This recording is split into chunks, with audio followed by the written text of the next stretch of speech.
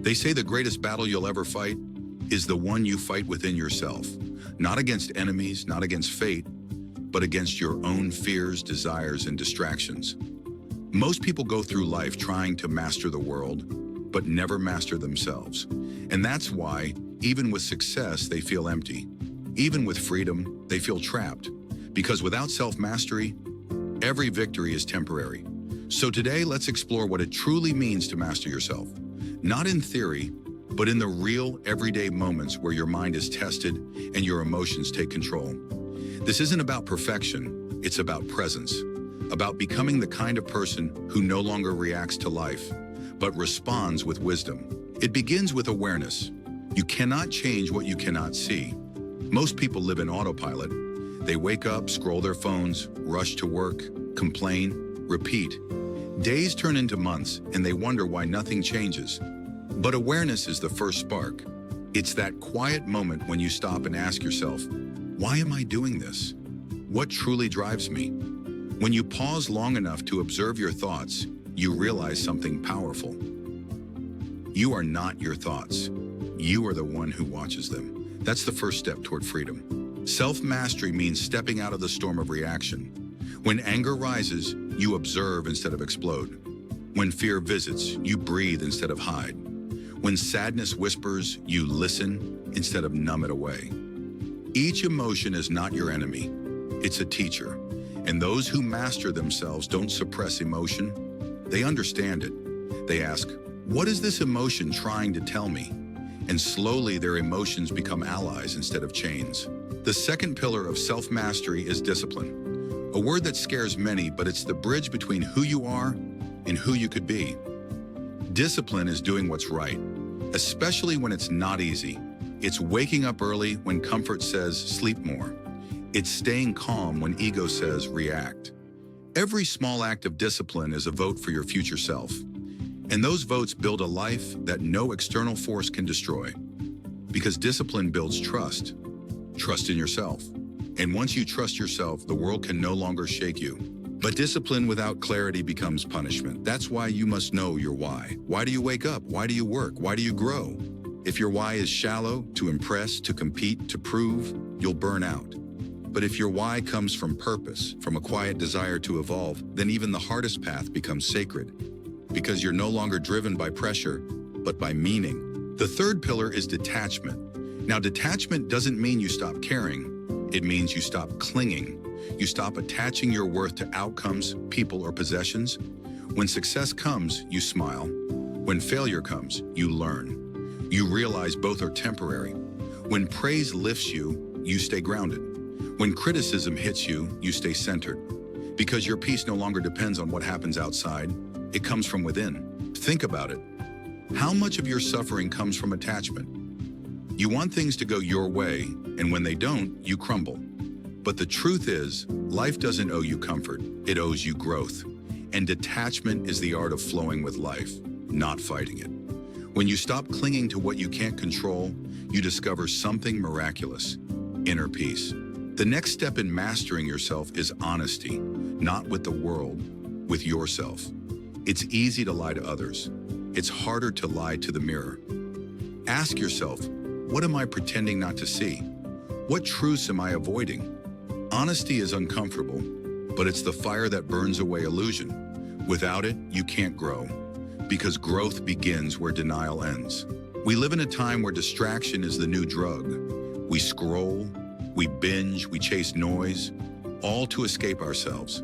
But silence reveals everything. Spend time alone, without screens, without escape.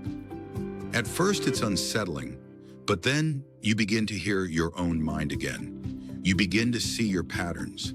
And that's when transformation begins, in the quiet space between thoughts. Meditation, journaling, long walks. These aren't luxuries, they're necessities. They allow you to meet the person behind your roles, the observer, the consciousness. When you connect with that inner witness, you become less reactive, more grounded, more alive. The chaos outside no longer dictates the calm inside. That's self-mastery. But remember, great mastery isn't a finish line. It's not something you achieve and keep forever. It's a practice. There will be days when your patience runs thin, when anger wins, when old habits resurface. And that's okay. The goal isn't to never fall. It's to rise each time with more wisdom. Each mistake is a mirror, each fall a lesson. Ego will fight this process. It will whisper, "You're already right. You're already enough." But ego seeks comfort. The soul seeks truth. And truth is often uncomfortable. To master yourself, you must be willing to see where you still need work. Without shame, without pride. Because humility isn't weakness, it's the doorway to growth. The one who masters themselves doesn't seek control over others. They seek harmony with themselves. They learn to speak gently, act intentionally, and think clearly. They realize that power doesn't come from dominance. It comes from alignment. When your thoughts, emotions, and actions point in the same direction, life begins to flow effortlessly. So how do you practice self-mastery daily? Start with awareness. Catch your reactions. Pause before you speak. Reflect before you act. Create small rituals. Morning stillness, mindful eating, gratitude journaling. These simple practices shape your mind like water-shaped stone, slowly but powerfully. Over time, you'll notice. Peace no longer feels distant. It becomes your natural state. Every challenge life throws at you is a test, not to break you, but to train you. The difficult people, the setbacks, the disappointments, they're mirrors showing where your mastery still wavers. So instead of asking, "Why is this happening to me?" ask, "What is this teaching me?" That single shift turns pain into wisdom.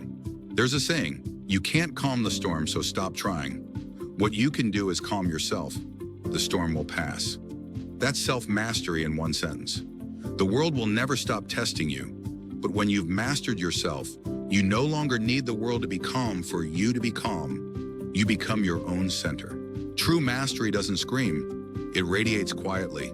It's seen in how you handle frustration, in how you treat others when no one is watching, in how you choose patience over anger, peace over pride, purpose over impulse. That's the mark of someone who's met themselves and learned to lead from within. And here's the paradox. The more you master yourself, the less you need to control anything. Because you realize you were never fighting the world. You were fighting your own reflection.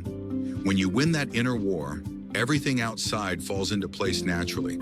Opportunities align, relationships balance, life becomes simpler because you are no longer divided. So, the next time life tests you, pause, breathe.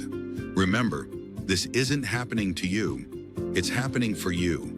Every challenge is polishing your character, refining your soul. The goal isn't to escape discomfort, it's to grow through it. And when you finally understand that, you'll realize the greatest victory is not conquering the world, but conquering yourself.